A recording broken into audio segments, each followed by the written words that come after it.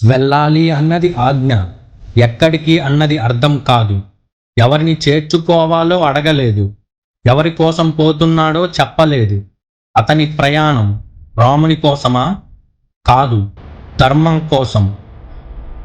విపత్తులంటే భయపడేవాడే కాదు, విపత్తులు చూసి చిరునవ్వు చెయ్యగలడు. ఆ సముద్రం ఎదిరించింది, ఆకాశం అడిగింది, ఎవరు నువ్వు అని. కానీ ఒకే ఒక్క శబ్దం సమాధానం వచ్చింది, శ్రీరాముని దూతను ప్రశ్నించకు.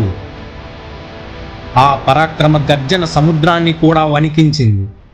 ఆంజనేయుడు తొలి అడుగు వేసిన చోట గాలిని కూడా పక్కకు తప్పించింది.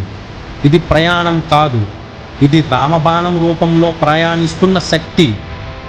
ఇది హనుమంతుడి యాత్ర కాదు, ఇది ధర్మం నడిచిన దారిలో కాలం వంగిపోయిన క్షణం. ధర్మం గలమెత్తుతుంది, మీ మద్దతు ఆ గలానికి బలంగా ఉంటుంది. ధర్మయాత్ర వెంకట్ ఛానల్ను సబ్స్క్రైబ్ చేయండి. రాముని నీడలో ప్రయాణం కొనసాగిద్దాం. జై శ్రీరామ్.